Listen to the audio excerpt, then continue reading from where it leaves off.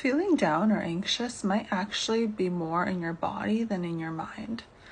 So we have a recent area of research in psychology called psychoneuroimmunology, which basically means is that we're finding that there's a direct connection between psychology, neurology, or neuroscience, and immunology, which means that the immune system has more to do with our mental health than we ever thought.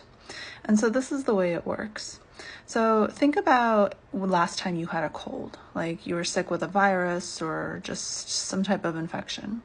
A lot of people, when they're sick, experience kind of like a low-grade depression as well.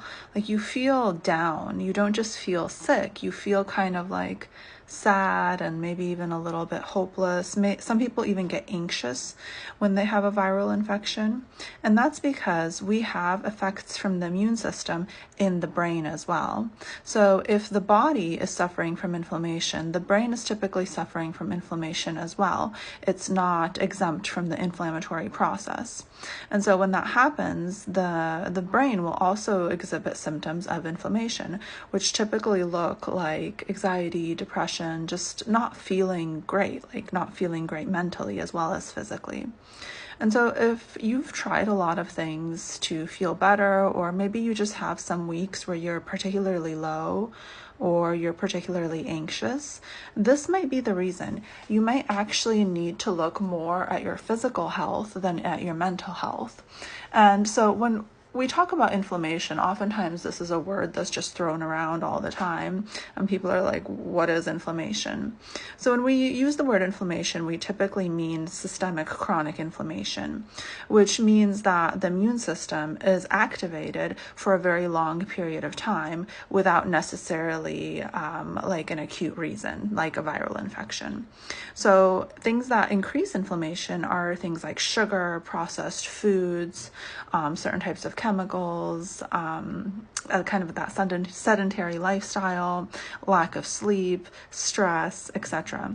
And so if this is kind of sounding kind of like this might be you, like maybe you're someone that does have high stress and kind of you manage that stress by consuming sugar and processed foods, that might be actually the easiest way to feel better, is to work on this particular aspect of your lifestyle, because it has such a great effect on mental health.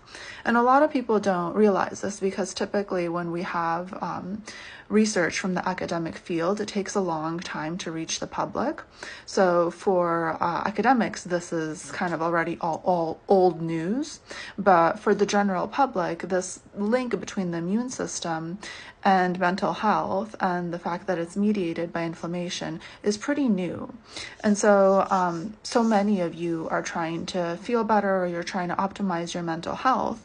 And this might be one of the easiest ways to do it. Well, not necessarily easy, but it's kind of like that low-hanging fruit, in which if you were able to incorporate a healthier diet, a healthier lifestyle, you would probably see a massive effect on your mental health, more so than maybe even therapy or kind of the traditional methods we have in psychology.